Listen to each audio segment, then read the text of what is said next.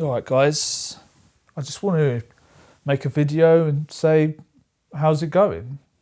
You know, how actually are you? How are you doing? Because sometimes you got to ask that a couple of times to actually get the real answer.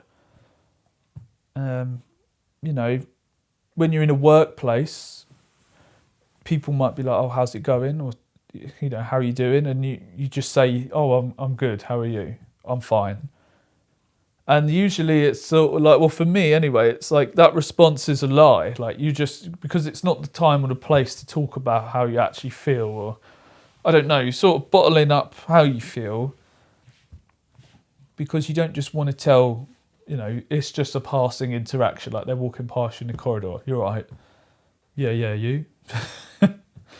But sometimes you need someone to ask you it again and then get the real answer.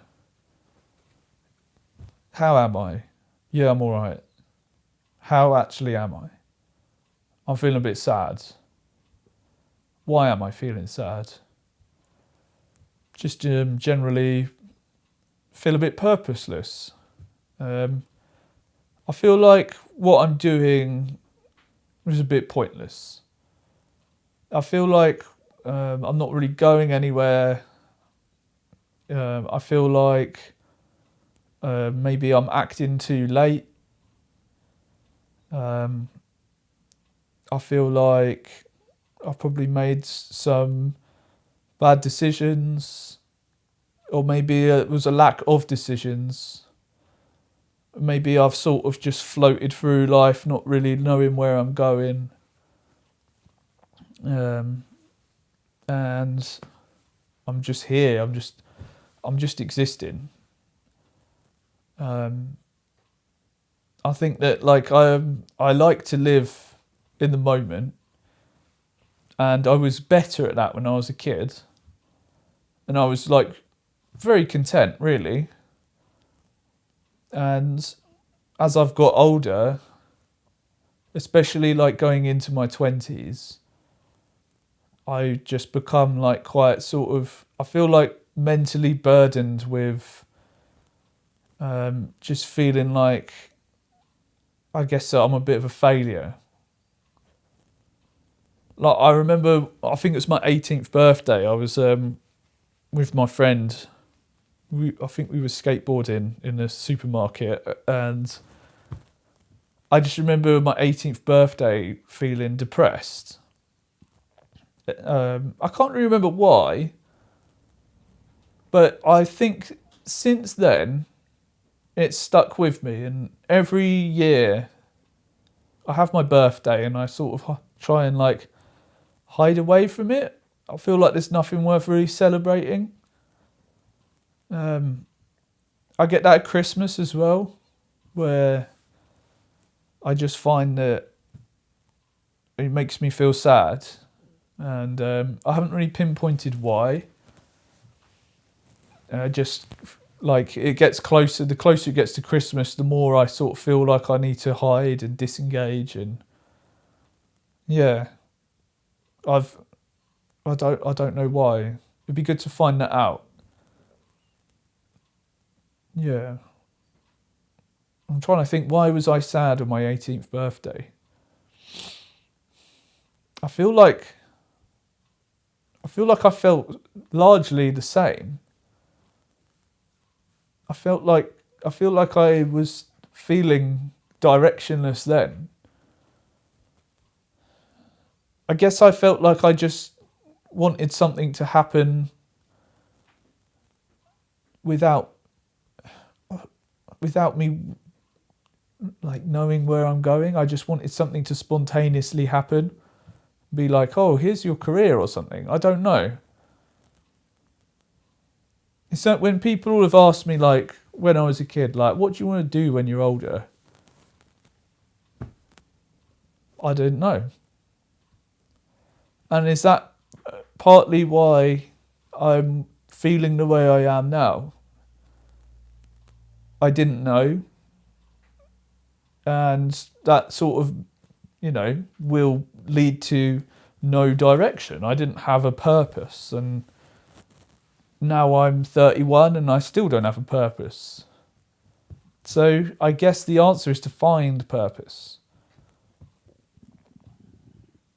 And I guess in some ways I feel like I'm quite late to the party and finding purpose in a way. Yeah. But then people have found purpose at an older age than me. It's just about trying to find purpose. And I feel like I could be close to finding purpose now. But I still don't know. And I think some days I just think about that and it bogs me down. But I think, I am trying and I think I'm getting closer to it. But now that I've thought about when I was 18 and I was feeling depressed, and it's largely for the same reasons I do now, I feel like, I don't know, maybe it's a bit of a revelation. I don't know. It's quite hard to put into words because I'm just trying to work it out. I feel like a lot of what I want to do is health related. Like I'd like to help people figure out how to look after themselves better, share what I've learnt about health. I guess maybe my purpose is helping people somehow, but I'm not sure how yet. It's like, for instance, a friend messaged me last night saying he had a Huel and it saved him from passing out. And then I was like, whoa, what was going on? And he said that like through work stress or something, he'd not slept and then he hadn't eaten since like the day before, like the morning the day before until the night of like that night. So like a long time. Like over 24 hours or whatever. And I just said, like, you got to think about having electrolytes. Like if you're having, it was an unintentional fast, I guess. And he's probably low on electrolytes. And I said, like, it's really important, like, for you to get your salt and potassium and to a lesser extent your calcium and magnesium. And I just said, your muscles use it to contract and relax. And without it, it has a bit of a problem. Like you might get cramps or twitching. And then he said, oh, that must be why my heart and I think he said his eyelids were going crazy. And I was just like thinking, like, he's saying like this happens like on Fridays. And I was saying like, oh, maybe you should like plan, like try and carry like a Huel, like a high, something to eat or, some hydration salts on you. So if you end up in this state where you're fasting, you can have something to eat or you can have like at least get the electrolytes in you. And I think like a lot of people don't realise how important the electrolytes are. And, one of the things they say, like if you have like a diarrhea and vomiting bug, the thing you want to replenish is like your liquids and your salts. So that's just water, salt, potassium, and then that's largely one way to make yourself feel better quite quickly because you're probably quite low. So what my point is, I think like helping people and sharing some of the knowledge I've gained through my own journey is something I'd find quite fulfilling. And, I've tried to do that through some videos. I think that's why I liked making health videos before. And maybe that's something I should do here, just talk about more of those topics. What I was thinking of trying out, because I've got a bit of a log of these videos now, I was thinking I'd keep talking about certain topics and then, none of them really get any views. But if one of them gets like more views than the other, I could turn that into like a more edited video, like a more highly edited piece. Like if you look at my channel, there's one where I talk about like how baths improve my life, or how to take in lion's mane mushrooms, or my review on Huel, like those sort of edits where I'm like, I spend more time, I write a script and I plan out some shots and I edit it together. If you haven't checked out the bath video, I highly suggest that one, because I spent a whole week editing that. I just like more people to see it.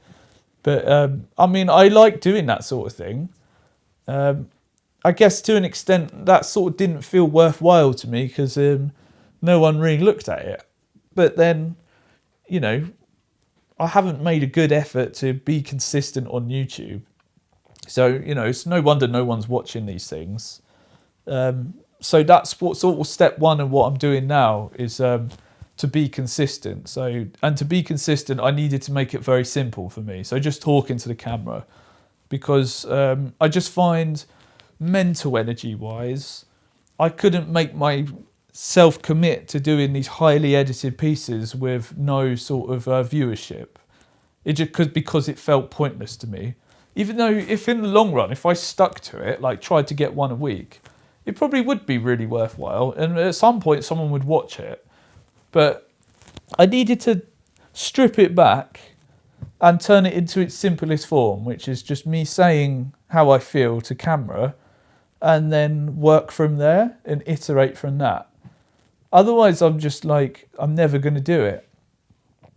So that's why I'm doing what I'm doing. That's why I'm talking to you guys, making it just where I talk to you, upload it, just so I have some consistency and I can work on it from there. It's like going to the gym. Like, if you start going to the gym and you actually keep going, even if it's just once a week, at least then that's something to work on. Because there was nothing for me to build on, where it'd be like, I'd upload a video and then 6 months later I'd be like, oh, if only I carried on making videos. Oh, I wish I carried on making videos. Like, who knows where the channel would have been. That's something that is something I regret, is just not sticking with it. Because I've had these channels since, I mean, I think my earliest channel goes back to 2007. And like, what if I just made videos? No matter how crap they were, or like, if no one watched them, what if I just actually just made videos on that channel? Or like, for a while I was doing gaming videos. Like, we was making StarCraft 2 videos.